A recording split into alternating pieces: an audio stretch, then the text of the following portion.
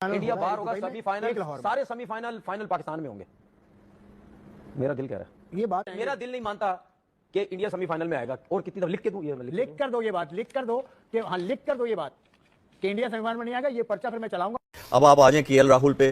KL Rahul जो है उनको 3 टाइप का खेलना आता है, इसीलिए उन्होंने उनको वो नंबर दिया, फिनिशर वाला जो है रोल उनको दिया है कि अगर आपको 5 एंड ओवर चाहिए, 6 एंड ओवर चाहिए, इवन 8 एंड ओवर चाहिए आपको, so he has that ability to get to that total whatever they are chasing. Tanveer Ahmed साहब, ये पर्चा जो आपने लिखा था ना कि इंडिया सेमीफाइनल में क्वालीफाई नहीं करेगी, अब इंडिया की टीम ने फाइनल में क्वालीफाई कर लिया है। अब ये लो मैंने बत्ती बना दिया इसको अपने अंदर, समझ रहे हो ना मैं क्या कह रहा हूँ। रोल डिफाइन तो कर दिया जाता है, लेकिन ये भी देखना जरूरी है कि क्या उस प्लेयर में वो कैपेसिटी है, क्या उसने अपनी गेम को उसके अकॉर्डिंगली इवॉल्व कर रहा है या नहीं कर रहा। आप ऐसे रोल के लिए किसी ऐसे प्लेयर को लें जिसके पास ये स्किल्स ही ना हो, जिसका मेंटल स्टेट ऐसी जगह पे प्रेशर एब्जॉर्ब करने के लिए रेडी ना हो, तो वो कभी भी फिनिशिंग लाइन आपको नहीं करेगा। उनकी बॉलिंग बैटिंग स्किल एक तरफ रख दें, उनके अंदर जो एटीट्यूड है ना, जो तप्पड़ जिसको कहते हैं ना क्रिकेट की ज़बान में, वो उनसे ये परफॉर्मेंस करवाता है।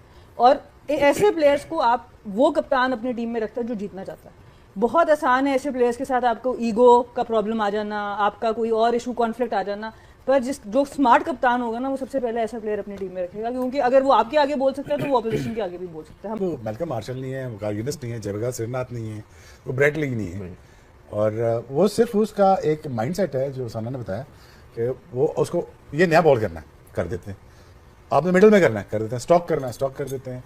बाकी जलने की हद नहीं हो गई यार, जो अच्छा खेलेगा उसको अप्रिशिएट करो। एडवांस में बैठ गए हैं कि भाई इंडिया फाइनल नहीं खेलेगी, पूरी दुनिया को पता था, पूरी दुनिया को। मैंने क्रिकेट कभी नहीं खेली, मुझे पहले पता था कि भाई इंडिया फाइनल खेलेगी।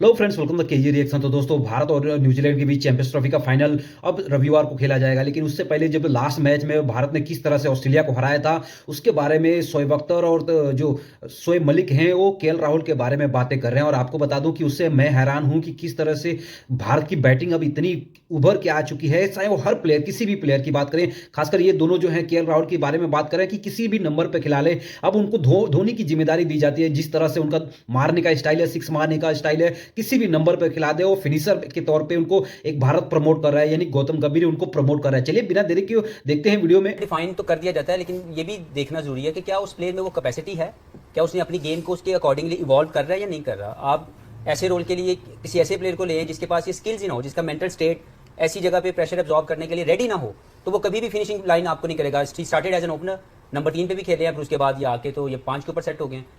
फिर वही बात है कि देखें, टीम कल्चर बनाने के लिए इंडिविजुअल को अपना हाथ खड़ा करना और उसने अपने आप को अपनी सोचों से बाहर रख के टीम की सोच के लिए खेलना शुरू करना। That is very important. इनके जितने प्लेयर देख लें, इन सब लोगों ने अपने आप को वो रोल खुद डिफाइन किया जिससे टीम जीत सकती थी।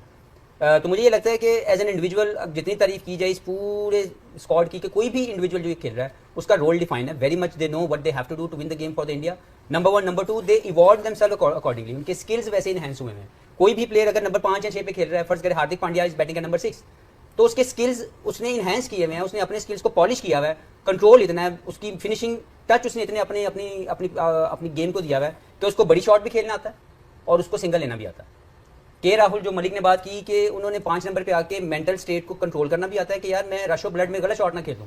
Most of the time he win matches for, अगर आप परसेंटेज पे जाएंगे तो most of the time he win matches for India batting at number 5, number 6। तो इसका मतलब यह है कि बाय रेशो अगर हम किसी परसेंटेज पे भी जाएं तो जो रोल डिफाइन किया जा रहा है, इन प्लेयर्स ने अपने आप को अकॉर्डिंगली रिफाइन किया है, शाइन किया है। राहुल द्रविड़ की तारीफ करना इसलिए जरूरी है कि उन्होंने इस टीम को बनाया। यस, इस वक्त कोच वहाँ पे गौतम गंभीर है, बट इस पूरी टीम की जो पॉलिशिंग हुई भी है वो राहुल द्रविड़ के दौर में हुई, जिन्होंने इन तमाम प्लेयर्स के स्किल्स को अकॉर्डिंगली इनहेंस करवाया। उसमें देखिए क्रेडिट जरूर उनको जाता है, लेकिन जो स्टेक होल्डर्स थे उनको पावर भी दी उन्होंने। तो जब आप किसी को लेके आते हैं, क्योंकि वो आप अगर किसी को लेके आए हैं तो वो केपेबल है उस जॉब के लिए, तो अब आपने उसको एम्पावर करना है ताकि आपको रिजल्ट्स मिलेंगे। मलिक की ये वाली बात ना को 10वीं वरी है, तो कहते ने कहना धी सुनाना नो नू ना धी है थे ना नू है।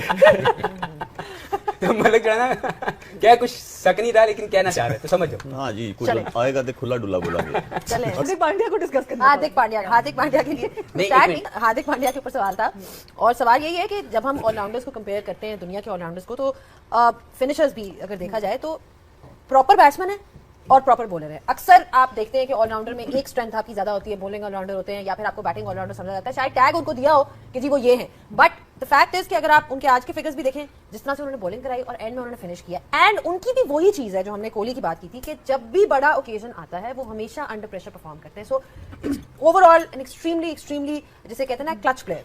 आई थिंक उनकी बॉलिंग बैटिंग स्किल एक तरफ रख दें, उनके अंदर जो एटीट्यूड है ना, जो तप्पड़ जिसको कहते हैं ना क्रिकेट की ज़बान में, वो उनसे ये परफॉर्मेंस करवाता है। और ऐसे प्लेयर्स को आप वो कप्तान अपनी टीम में रखता है जो जीतना चाहता है। बहुत आसान है ऐसे प्लेयर्स के साथ आपको ईगो का प्रॉब्लम आ जाना, आपका कोई और इशू कॉन्फ्लिक्ट आ जाना, पर जो स्मार्ट कप्तान होगा ना वो सबसे पहले ऐसा प्लेयर अपनी टीम में रखेगा, क्योंकि अगर वो आपके आगे बोल सकता है तो वो ऑपोजिशन के आगे भी बोल सकता है। हमारा प्रॉब्लम ये हमें यस मैन चाहिए। ले ले हार्दिक पांड्या को भी ले लें एज अ बॉलर या शमी को ले लें 5 wickets and then 3 wickets. India doesn't have tearaway fast bowlers, but ऐसा लगता है कि रोल डेफिनेशन के हिसाब से जो लिमिटेशंस है उनको अंडरस्टैंड बड़ा किया है and they still manage to get those. यार सिकंदर, हार्दिक पांड्या को मैल्कम मार्शल नहीं है, मुकाल गिनेस नहीं है, जयप्रकाश श्रीनाथ नहीं है, वो ब्रेट लीग नहीं है, और वो सिर्फ उसका एक माइंडसेट है जो साना ने बताया कि वो उसको ये नया बॉल करना है कर देते हैं, आपने मिडिल में करना है कर देते हैं, स्टॉक करना है स्टॉक कर देते हैं। हालांकि वो इतना बड़ा पावरफुल हिटर भी नहीं है, लेकिन अगेन उसको ये बना दिया गया है, समझा दिया गया है कि आपके लिए सारा कुछ है, अब आप मेला लूटो। Sir, market allows you to become big, try to understand this. मैं अब कितना बोल के बातें करूं, बट यू नो ऐसी हिटिंग ये हमारी टीम में आम थी, ऐसी हिटिंग करना या ऐसी हिटिंग करना, he is really good, he is very मैं ये जो इनकी बात को सेकंड करूं, ये जो इस वक्त हमने हार्दिक पांड्या देख रहे हैं, हार्दिक पांड्या देखें वो ऑलराउंडर है, लेकिन जब आप उसको, उन्होंने माइंडसेट की बात की, आप उससे जब बॉलिंग करवाते हैं, उसका कैप्टन जब बॉलिंग करवाते हैं उससे, वो ये नहीं समझता कि मैं ऑलराउंडर हूँ, वो ये समझता है मैं बॉलर हूँ, मैं कंप्लीट बॉलर हूँ और मैंने क्रिएट करनी है अपॉर्चुनिटी अपनी टीम के लिए, विकेट्स लेने हैं। वो ये नहीं है कि मैं आके बस 3-4 ओवर्स आके कर दूं, या वो बैटिंग में जाते हैं तो वो प्रॉपर एज अ बैटर खेलते हैं, सिर्फ वो अपनी स्ट्रेंथ्स को बैक करते हैं, इसीलिए जो है वो कंसिस्टेंट है, वो चाहे बॉलिंग ले लें चाहे आप बैटिंग ले लें।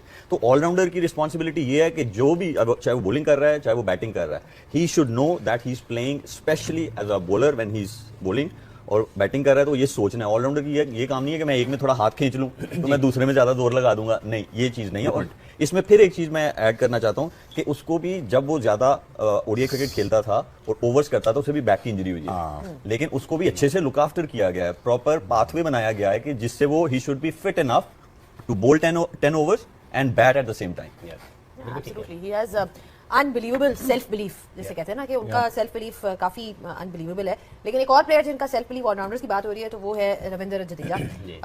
बॉलिंग पे बात करते हैं, जिस तरह से उन्होंने आज बॉलिंग कराई, कब से एक वो अपना रोल निभा रहे हैं as an all rounder, gun fielder, batting भी अच्छी कर लेते हैं, और आज जिस तरह से उन्होंने जिस कंट्रोल के साथ उन्होंने बॉलिंग की, वही बात आ रही थी, कंप्लीट पैकेज है पूरा। तो दोस्तों देखा आपने किस तरह से पाकिस्तान मीडिया भारत की केएल राहुल और भारतीय बैट्समैनों की बहुत तारीफें कर रहा है। क्यों ना करे, उनकी जो टीम थी सिर्फ 4 दिनों के अंदर ही उनका बोरिया बिस्तरा पैक कर दिया गया था, और ना उनकी टीम फाइनल में पहुंची, ना खुद पाकिस्तान के अंदर फाइनल हो रहा है। तो ये बहुत ट्रेनिंग में चल रहा है, और पाकिस्तानी यहाँ तक कह रहे हैं कि भारत को ज़्यादा एडवांटेज देने के लिए, आईसीसी ने ज़्यादा एडवांटेज देने के लिए सारे मैचेस एक ही जगह पर रख दिए, एक ही वेन्यू पर रख दिए, और भारत को हमेशा बेनिफिट दिया गया था। आपको बता दूं कि 2023 के वर्ल्ड कप में सबसे ज़्यादा अगर कोई टीम ट्रेवल की थी तो भारत था, लेकिन भारत ने कभी नहीं बोला कि हाँ हम इतने ज़्यादा ट्रेवल क्यों दे रहे हैं, हमको एक जगह वेन्यू चाहिए।